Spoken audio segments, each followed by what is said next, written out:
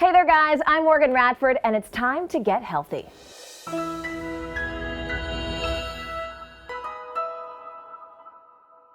Besides air, water, and food, do you know what your body must have to survive?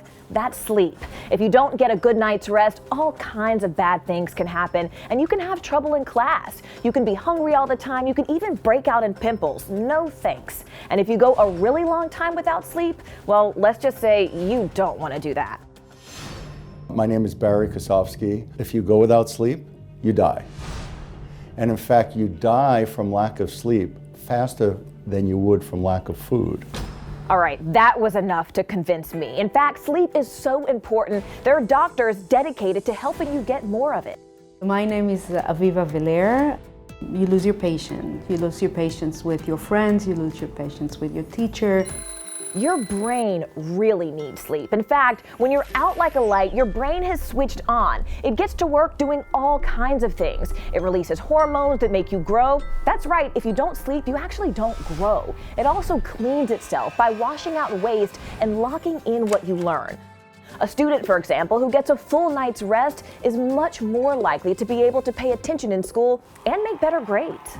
So this is the top part of the brain that's doing all the thinking and the memory, and the key event that occurs during sleep is memory consolidation, locking in the important things that happen during your day.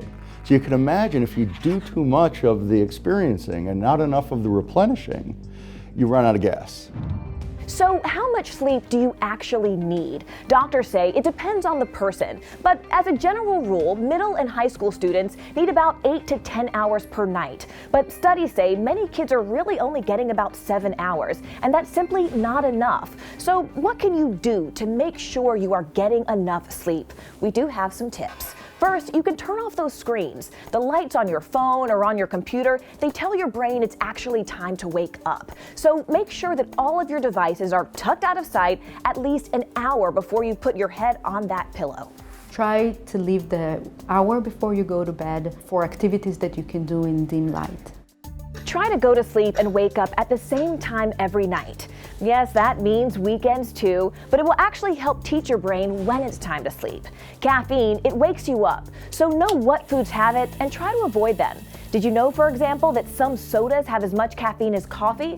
Also, watch out for dark chocolate, energy drinks, and even coffee-flavored foods like frozen yogurt or ice cream.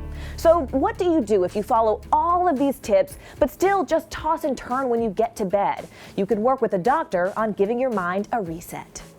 Stressful things happen through the day. You had an interaction with your friend, or you had an exam you didn't do as much as you wanted to. And when you lie in bed, sometimes those thoughts come to your mind. And there are ways to learn how to throw away those unsettling thoughts and bring in thoughts that are more calming and relaxing.